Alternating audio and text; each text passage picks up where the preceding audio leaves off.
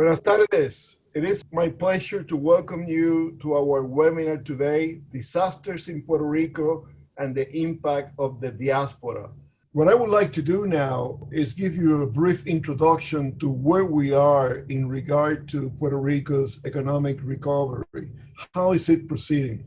And to do that, I have four questions that I will answer very succinctly. The first one is, what is the economic impact of the disaster? The second one is, what is the status of federal spending to mitigate the disaster and support economic recovery? The third question is, what is the local participation in federal disaster recovery programs? Somewhat of an ongoing debate in Puerto Rico that I think is important to address. And finally, what are the indicators of recovery and how this presentation relates to the next presentation by our speakers.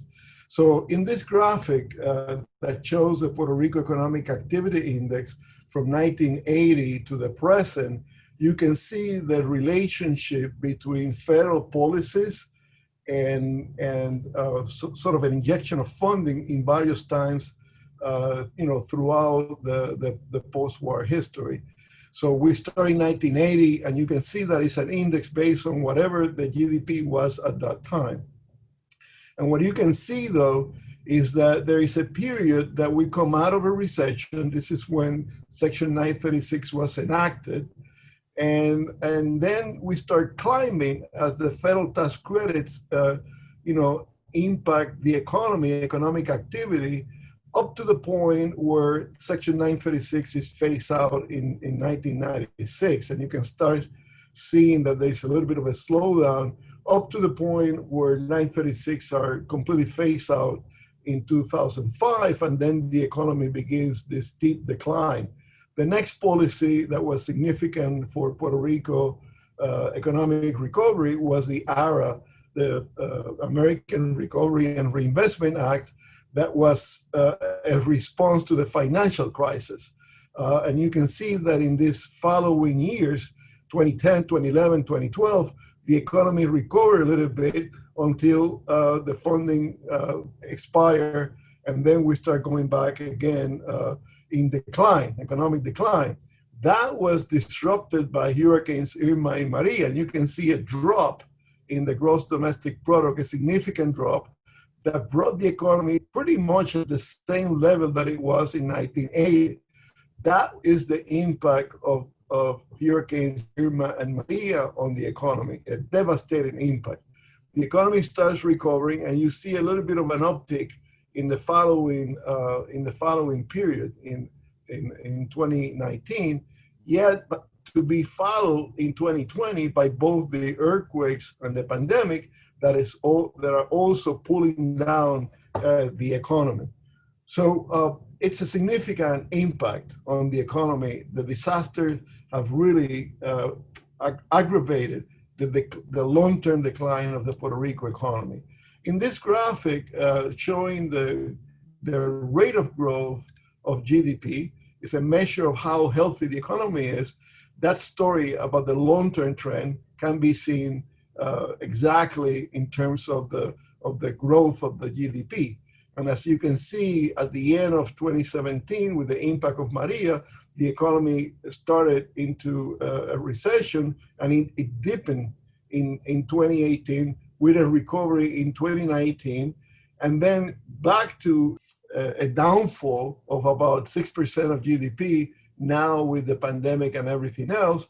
And economists project that there will be an uptick next year, but that remains to be seen. Those are projections. Now, the important thing, and what I'm trying to illustrate here, is how federal funding has been critical to the economy of Puerto Rico. Everybody knows that. But let's see how exactly federal funding for disaster recovery and economic recovery is unfolding.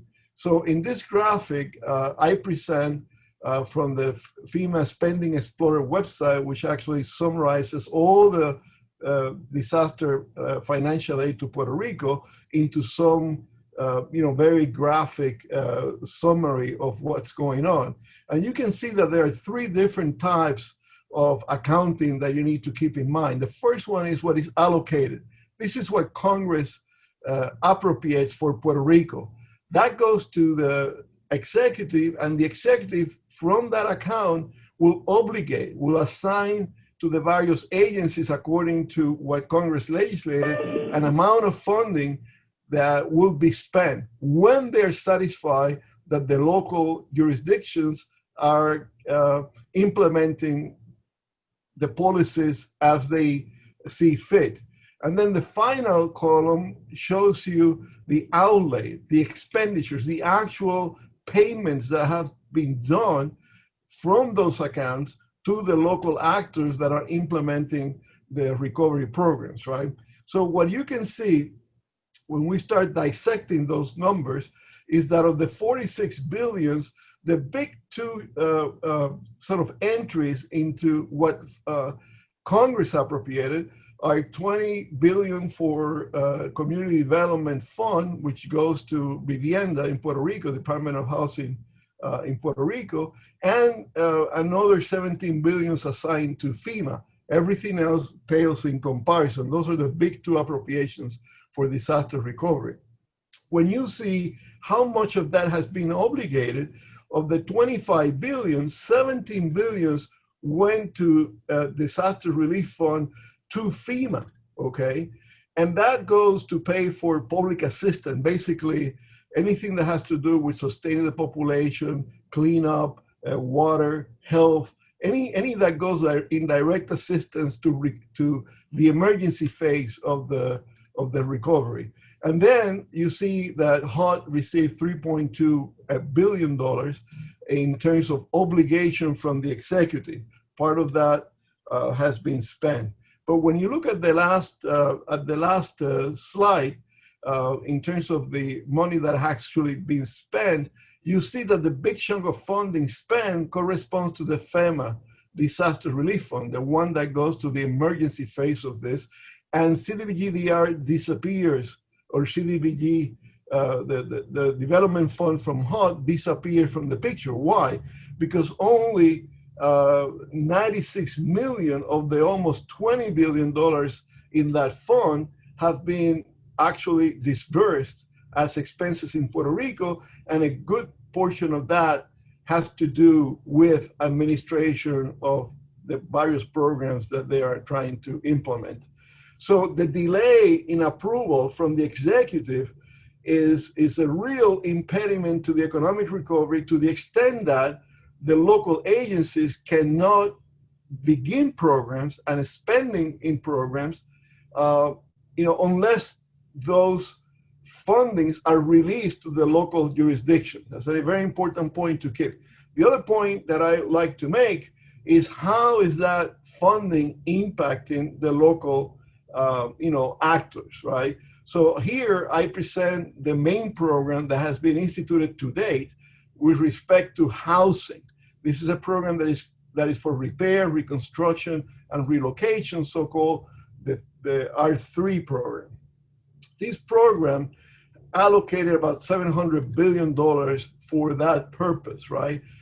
The punchline here is that 70% of that allocation was allocated to foreign corporations that are registered outside of Puerto Rico, and about 30%, mostly private sector, all private sector, but mostly construction companies that have adapted their operations to respond to this program. And those are domestic. About 30% of the management of that program was allocated to them. However, 27,000 people applied for this program, and up to date, only about 45 homes have started rehabilitation or rebuilding.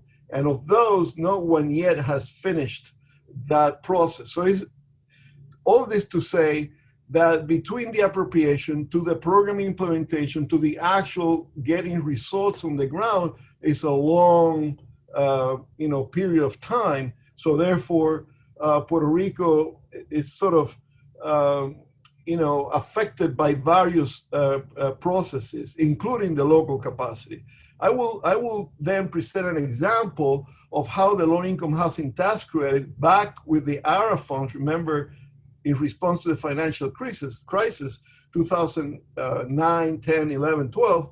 And what you can see in this graphic is that when the nonprofit sector was involved, there was a much rapid response in the disbursement of those funds to a point where the nonprofit sector actually built more housing using those funds, rehabilitated or constructed new housing using these funds that were specially allocated by ARA than the private sector in 2009, 2010. And I believe that was under a new Progressive Party administration. So let me just summarize by saying that we have seen a couple of indicators of recovery, right? One, obviously, is the gross domestic product. The other one is the federal funding that flows from disaster appropriations to Puerto Rico. But we have to look at two more indicators, and that's what we're going to do next. One of them is migration, and the other one is assessing whether population is returning to the affected areas, to the disaster areas. And we're going to look at how whatever happens in Puerto Rico, the migration from the island is actually affecting the diaspora, okay? We're going to use Holyoke as a case study. Carlos Vargas is going to talk about that. And we're going to start teasing out the correlation between disaster and climate change migration.